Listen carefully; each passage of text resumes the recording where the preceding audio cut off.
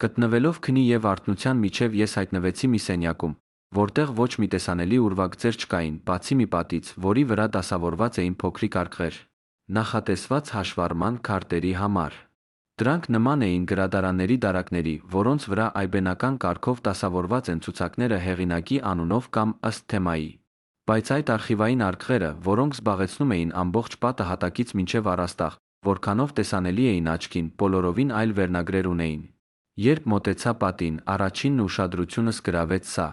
«Մարդիկ, որոնք ինձ դուր են գալիս»։ Ես բացեցի այն և երբ սկսեցի նայել քարտերը, իսկույն վախեցած փակեցի։ Այդ պահին ես հասկացա, որ այդ բոլոր անուններն ինձ ծանոթ են և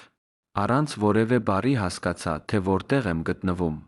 Այդ փոքրիկ արկղերով անշունչ սենյակն իմ ամբողջ կյանքի հավաստի փաստերի մատյանն էր։ Այնտեղ գրված էին իմ կյանքի գործողությունները, բոլոր կարևոր և անկարևոր պահերը։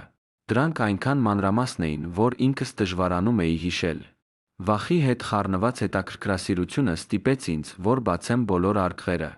Դրանցից որոշներն ուրախություն և հաճելի հիշողություններ էին արթնացնում, որոշներն այնքան ուժեղ ամոթի զգացողություն, որ նույնիսկ հետ էի նայում համոզվելու, որ ինձանից բացի ոչ ոք չկա այնտեղ։